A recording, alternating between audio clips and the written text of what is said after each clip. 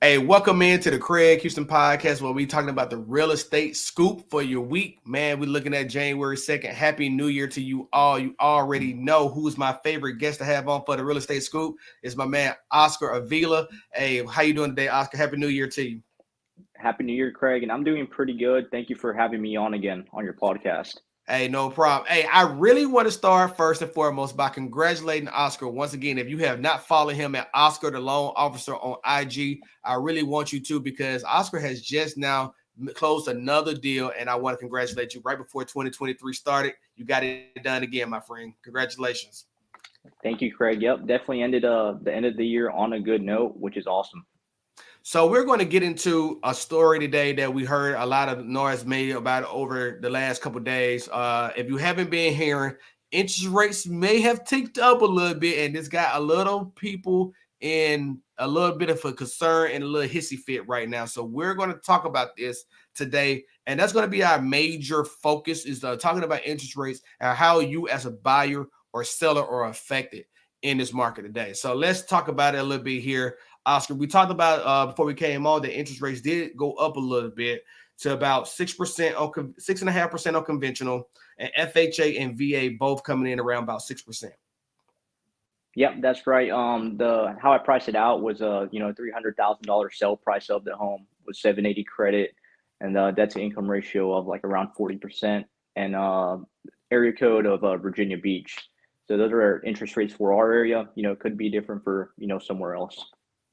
Cool. So, like I said, I sent you an article and a video today about what we saw the media cycle talking about. And I kind of want to just show the audience, if you're listening to this on stream, don't worry, you're going to hear the audio just fine and crystal clear.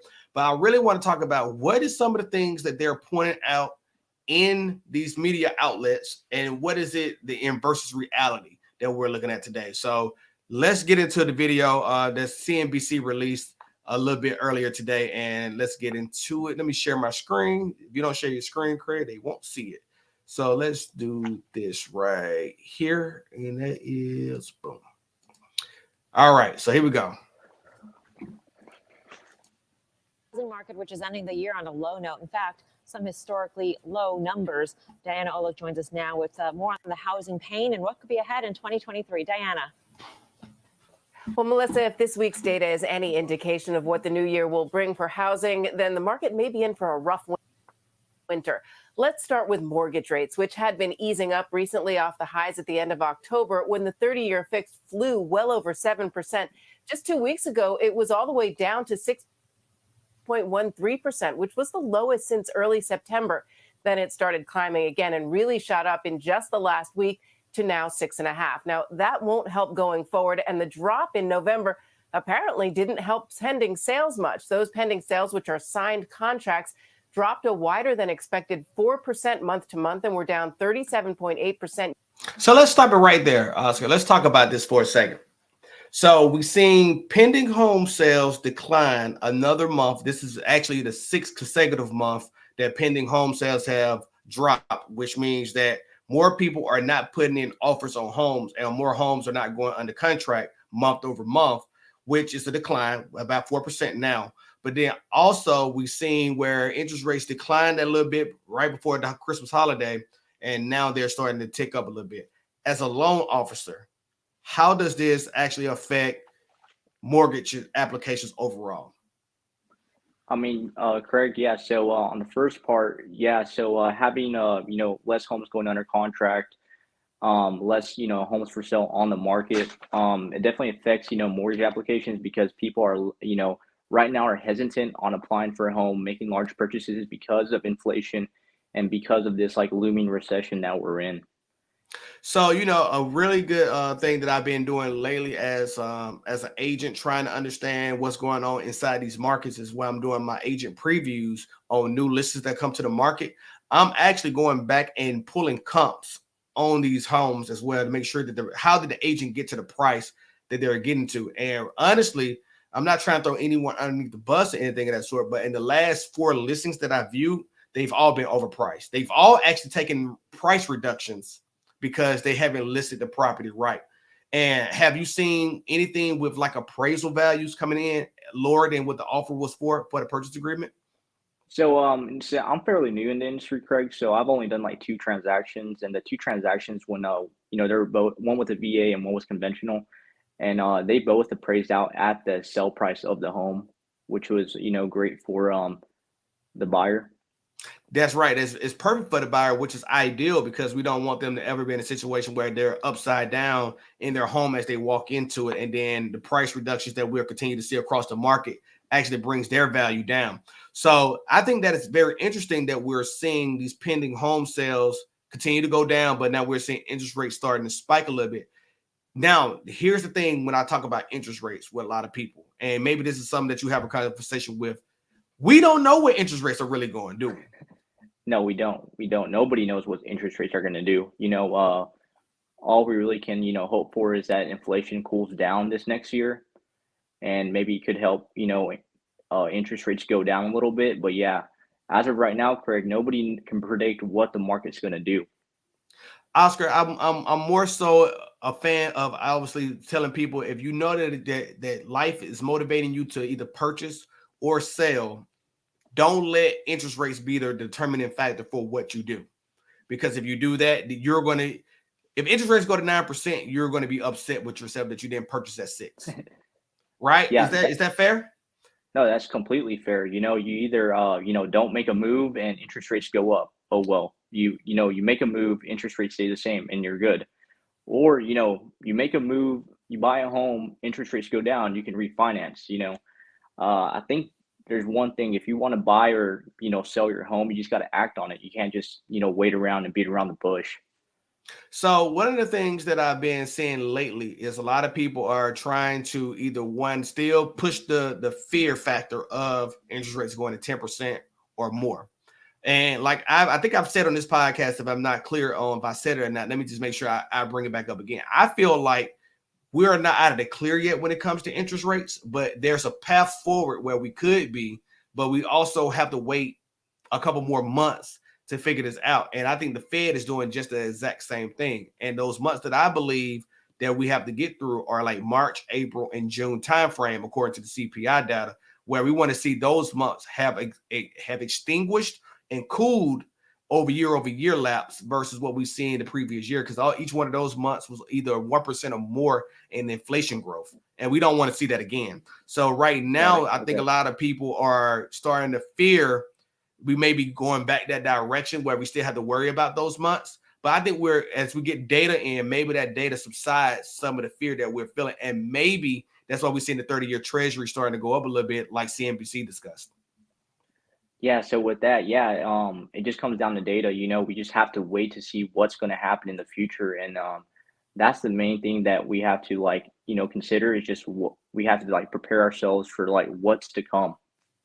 So now this is a perfect segue, and before we get into the second half of that video, but what I really want to say is if you're waiting to figure out what that data is going to be, is that in your opinion, do you think that's the ideal thing for someone to do who's either in the market to sell or in the market to buy?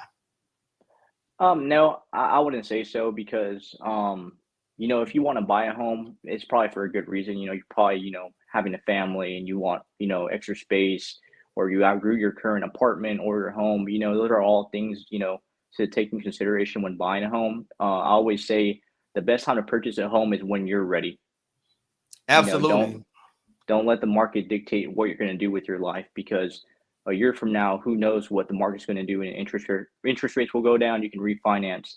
And then when it comes to selling a home, it just depends what stage you are in life. If you plan on moving somewhere else, go ahead and sell your home. Don't let the market stop you from doing what you want to do. Man, Oscar, I'm glad you said that, because as you was talking, I was like, man, this would be a great thing to show as we talk about this a little bit more, to actually drive home this point of what we're saying. Don't let the market dictate what you do. Understand what it is that you want to do, because if you do, you won't never have an issue with whatever happened with the market, right? So I'm gonna pull this screen up real quick, and this is gonna probably make people go, what in the world? Okay, so before I bring it up, what I want to say is Oscar is right. Life is a motivating factor for either purchasing or selling a home. Usually every time there's a buy or sell of a home, there's actually some type of motivating event on either side of it. Whether you was motivated because you're relocating, motivated because you outgrew the home and you need a bigger home, or maybe you wanted to buy a home and you just like, I'm tired of renting. I want to actually be an owner at this point in time. Interest rates are never the reason why you should consider any of these moves. And I'm going to show you a reason why. So let's check out this actual screen right here. Okay. This is the St. Louis Fed 30-year fixed rate mortgage average. Okay. Now, a lot of people was waiting in 2022 for interest rates to slide even lower than what they were at this 2.2% time frame, right? So let's go. So you see in 2021, we was at 2.9. You see this 2.7 in August of 2021. And then this number started to slowly creep overall. And look how fast we went from at the end of December of 2021, we was at 3.11, 3.5, 305. All the way now to what we peaked at 7, and now we're down at 6.42 average. To me, what that shows is that we are not going away from where we came from. We're distancing ourselves from that previous time frame. But remember, if you say, "Oh, I can just wait for it to go back down to 2%," it never went back down to 2%. And right now, statistically speaking, it's going higher. So it's time really on your side for purchasing. Or is this, or even selling? Because even if selling, if the interest rates go higher, the more the seller has to give concessions for the buyer to actually be able to afford the home, like buyer buy downs and things that sellers buy downs and things of this sort for interest rates. These are things that are being taken into concession right now. So even selling your home is not even predicated on interest rates going lower. They can go higher and you can lose even more value out of your home. Yeah. And out of the equity that you're going to be able to take with you. Yeah, Craig. Yeah, you're totally right on that. Yeah, because I didn't take into consideration that. Oh, yeah, interest rates are going to go back down to 2. Maybe we'll probably never see that again. In probably in a couple of years. In a couple of decades. We'll probably never see them go back down into 2s because I feel like we kind of learned our lesson for like kind of stimulating the market and having low interest rates because there's a opposite or equal reaction to what's going to happen. So. And the opposite and equal reaction that happened was, inflation, and then interest rates just skyrocketing up. Yeah. So I mean, I'm advocating for those who are sitting on the sideline trying to figure out which one is better: selling my house now, hoping that interest rates comes down, or even buying right now, hoping that interest rates come down. What data are you looking at that's telling you that either it's going to come down or it's not going to stay the same or it's not going to go higher, right? I think you're better. I think you're more inclined to be worst case scenario. And worst case scenario is it stays the same, right? Or it goes higher. And if it goes higher, do I want a higher payment or do I want to lock in where I'm at right now? And then if the good news comes in where this thing drops to 3, 3.5%, 4%, you can refinance like you said then. But my thing is, don't even worry about the refinancing. Worry about where is it going to go later, and you don't know. Got it. The uncertainty of it. Craig, I have a question for you. So, like you saying that sellers are like less motivated to like sell their home because of interest rates. Have you seen that affecting you on your day-to-day life, like trying to book selling appointments? I think that I have not seen it yet. Like you said, being new to the real estate business, it hasn't affected me a lot. But I can tell you a lot of people in my company are not affected by it. We're still seeing listings daily. People are going out and getting new listings.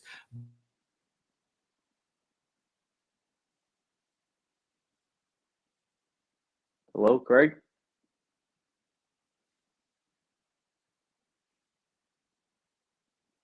Sessions that may need to come across the board for you, right? You may have to buy the interest rate down for a year or two, or to make sure that the buyer can actually get into the home, or you're going to pay you're going to give a lot of closing cost assistance to actually get the buyer across the finish line to make this an affordable pricing for them.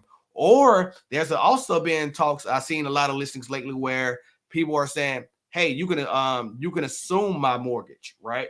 Basically, that means if you have a VA or a FHA or a USDA loan, based on their interest rate, you can actually purchase the home, but you just got to outright buy the equity. So that way you can actually get into that loan as well. So these are all selling tactics that we have to get into right now because we're in a different type of market. We was in a hot market then where everything was on fire. You can basically put a listing sign in the yard, and the same day it's going to sell. And now we in 40, 60, 80 days of going by, and you may not, and it may be because you had one, you priced it wrong, or two, you haven't made no seller concessions yet.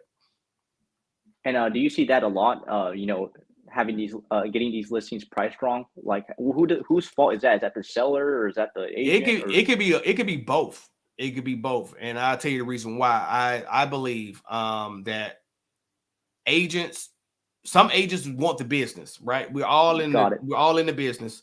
So some agents want the business and they don't want to tell their client that they're wrong. Some clients don't want to listen to the agent because they think they sit around, listen to podcasts like this where they think they heard a lot of information about the market, so they know what's really going on. Well, your agent is the SME, the subject matter expert, and then your client is the one who has the passion about their home and their equity, right? So you got to kind of make those relationships merge against each other because they're two different energies trying to come together and connect. And the thing is, I've walked in some properties, Oscar, and I can just tell you, man, like I walked in one the other day and it was like 609. And I'm like, it's no way this property getting 609. So I'll go back and look at the property comparables and the house down the street. And here's the problem with a lot of, so let me give you some insight here. People who are listening to this who are homeowners and you're thinking about selling. Your company, it's not even about the previous history as much. You can go back and look. So here's the problem. In 2022, you had a lot of homes that was on the market right away. But let's say in your neighborhood, nobody sold, but the last time somebody sold was in 2021. That still was an unparalleled time that we've seen in any other market. So now you're comparing your house to something that sold in 2021. And now you're talking about the home, it's another home in your market, in your neighborhood that's on sale now. And that's your competition. And your competition has listed their home overvalued too, right? So now you think that you're matching the competition. You're not. You're not matching what the market is looking for. And we do like these things where we talk about appraisals come in at about 1 to 3 mile radius, right? Well, sometimes you got to look at, you can't even look that far, right? Depends on what neighborhood you're in. Depending on the neighborhood, you may be across an adjoining street that's not going to give you the same value. So when it does that, what happens is that you get the price wrong and then you have the price reduced. Now, to me, you can go into a listing and tell the client, look, I believe that your home is valued at this. I believe that you should come in at this price so that way that you can drum up competition. And drumming up competition is better than going in at the overhead price that you think that you deserve, because you may be able to get into a price bidding war to get it to that level anyway.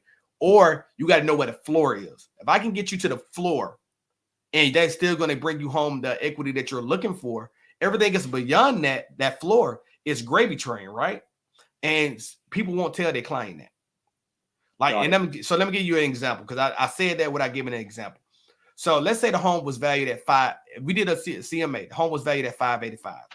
If I can get you $570 for your home, and you still gonna come away with $150,000 in equity, even after my commission split, right? 150. Okay, so if I get you 580, you still good because you came in over everything 150,000. But if I get you that 590, no matter what, but we came in at 570 and we drove in a lot of offers on this home, and it made the competition be that, even though mortgage applications are down, that doesn't mean that you still can't have 3 or 4 offers on the same house, right? Because it's just that type of house. And we get people bidding on it, they may bid up to 590, but you're still over your 150 equity. But realtors may not be telling clients that they need to be worried about what a floor is, not where the overhead can be. Got it. Yeah, and I've seen that a handful of times. It's like if the property's priced right and it's in the right location, like that thing will still just fly off the market. Yeah, like we had an agent in our market the other day sell not only a $1.1 million home, but also sold another home for like $600,000, and she had like 7 offers on the home in this type of market. Yeah, like, and that's what people aren't talking about. If you can get it priced right and it's like in the right neighborhood, or not even in the right neighborhoods, in the town you want to live in, it's going to fly off the market. Yeah, you just have to be willing to listen, and you have to be willing to work together to make it what it is that it needs to be for you. And that's what it all comes down to. So to me, let's get into the last part of this video, because we're going to close this out strong with what happens at the end of this video. So let's do that real quick, because we have a little bit more commentary left. Year over year to the lowest reading since the realtors started this survey in 2001, with the exception of 1 month at the start of the pandemic. Now, buyers were unmoved by lower rates in November and by the drop in home prices. That didn't help either. Prices nationally in October fell for the 4th straight month. Prices were still just over 9% higher than October of last year, but that annual gain has been shrinking very quickly and is now half of what it was in June. It is likely to be a very slow January in the market, slower than usual, especially given that inventory is still historically low and potential sellers seem to be, Melissa, shall I say, frozen. So there you go, Oscar. So let's talk about home inventory affecting home prices, which affects mortgage applications. Okay. So with you, I know you've seen, you're on a close 2 deals so far, but you have seen where basically your company's business has slowed down on mortgage applications, which has counterintuitively affected home prices, right? Yeah, you're right, Craig. Because I mean, it's kind of weird, because it's a weird situation, because the housing inventory is low, and then you also have the mix of higher interest rates, and then people are cautious of how they spend their money. So it's like just two weird scenarios going on, because it's 2 weird scenarios, and it's kind of like forcing everybody in the middle, which is really odd.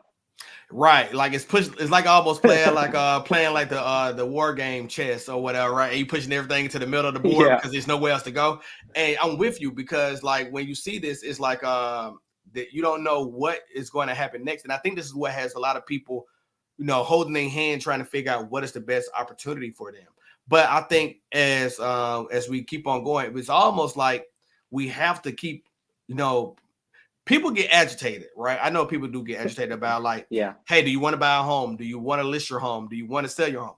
Well, these things are still activities that you may need to happen, but you're so passive about, I don't know if I'm making the right decision. And this is where it comes into work with a lender, but then also work with an agent to kind of fill you in on where your market is currently at. So that way you can make the right decision for yourself. Yeah, that's totally right. And then one other thing is just like, you're seeing what the market's doing, and then just kind of like lean into that, take advantage of what the market has to offer. Right, because this could be an investor type of market right now. So if you're an investor, you're looking for a type of distressed properties. This may be where you get a very good discount on a distressed property, right? And you still just need to get a loan, work with an agent, and get it done. But then also it can turn into we've seen how the market shifted so drastically in 2022 from a buyer's heavy market to a seller's heavy market to a somewhat even market, to where now it could actually shift directly from a buyer's market from an even market to a straight up buyer's market by the summertime if we don't watch what's going on in this market. So this is why it pays to be informed with a real estate agent and a lender. Yeah, we're right there in that fine line. Like it could just go one way or it could go the other way. We're just gonna have to find out and wait what happens. Yeah, so I can tell you in the Hampton Roads market, and this is what I've been telling a lot of people, and everybody look at me like I'm crazy when I say it. There's a graphic, and I'm gonna find the graphic. Maybe I'll bring it for the next podcast.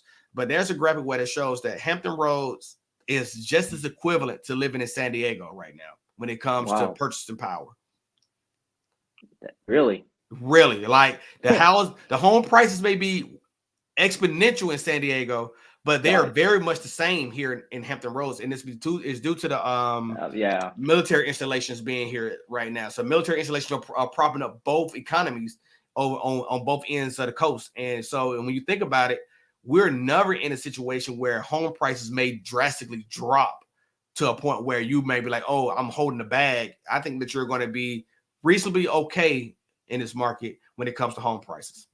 Yeah, we're definitely lucky to be in a unique situation where we live. It's just having all this military folk around us.